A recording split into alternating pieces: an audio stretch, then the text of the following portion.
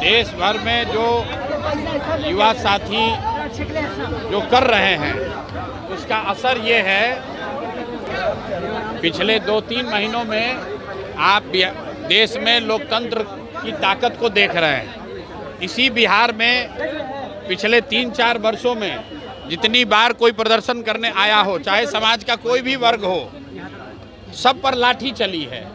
आज कम से कम लाठी चलाने से पहले सरकार या प्रशासन 2 बार सोच जरूर रहा है। ये लोकतंत्र की ताकत है और एक तरह से बेहतर बात है। छात्रों के जो जायज़ मांग हैं उस मांग को सरकार को मानना चाहिए, चाहे वो टीआरई का मामला हो या अन्य जो छात्रों के मामले हैं। छात्रों के इन मामलों को सरकार दबा नहीं सकती है और हमने ये पहले भी कहा है कि जो कुछ भी जंतर मंतर पर हुआ है वो वन ऑफ नहीं है।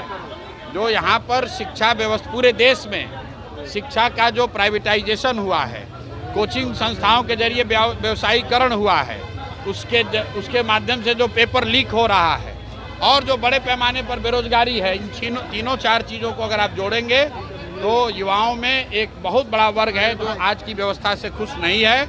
और अगर सरकार उनकी बातों पर गंभीरता से ध्यान नहीं करती है, कोर्स करेक्शन नहीं करती है, तो सड़कों पर छात्रों के आंदोलन आपको और आज ये देखने को मिलेंगे। शिक्षा मंत्री तेजस्वी यादव को कह रहे हैं पहले 10वीं पास कर लें। जो लोग मुझे खोज रहे हैं तो हम तो यहीं पटना में ही हैं, रोज यहीं पर घूम रहे हैं। सर, किसानों ने भी आज आंदोलन किया है, हम जमीन नहीं किसानों का जो आंदोलन है, ये जो 11 सैटेलाइट सिटी बनाने की योजना की घोषणा सरकार ने की है, तुरंत फुरत में बिना कुछ समझे हुए बड़े उद्योगपति और बिल्डर्स को मदद करने के लिए बिहार के सामान्य परिवार के किसान, सामान्य मध्यम वर्गीय किसानों के ज़मीन को औने पौने दाम पर लेकर बड़े उद्योगपतियों को, बिल्डरों को देने की जो साजिश है और 1 साल उस ज़मीन पर कुछ काम नहीं होगा, कोई खरीद बिक्री नहीं कर सकता है, उसके खिलाफ समाज में व्यापक असंतोष है।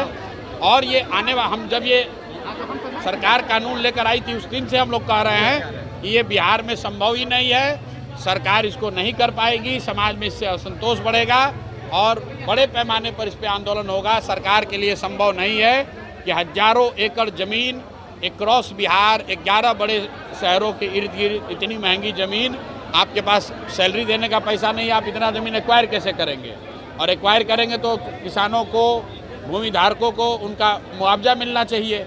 ये कहने से कि ज़मीन का रीडेवलपमेंट करके आपको वापस दे देंगे, उससे ज़मीन का भाव बढ़ जाएगा, ये आर्गुमेंट पर कोई ज़मीन अपना देने वाला नहीं है। शिक्षा मंत्री ने बयान दिया है कि तेजस्वी पहले 10वीं पास कर ले, उसके बाद शिक्षा पे वो सुझाव देंगे बिहार सरकार। ठीक बात है।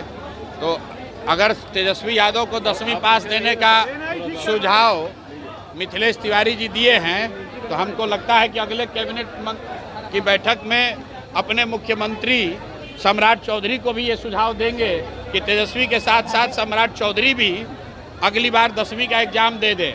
मैं तो बिहार की जनता की ओर से, पढ़े लिखे युवाओं की ओर से, उन सारे लोग की ओर से आग्रह करूंगा कि यहाँ के नेता, मुख्यमंत्री सम्राट चौधरी और विपक्ष के नेता तेजस्वी यादव, दोनों आदमी अगली बार मैट्रिक का एग्ज़ाम देकर पास हो जाए, ताकि यहाँ के लोगों का विश्वास हो कि भाई इनको ये मैट्रिक भी पास अपने दम पर कर सकते हैं। दोनों को अगली बार मैट्रिक का परीक्षा देना चाहिए।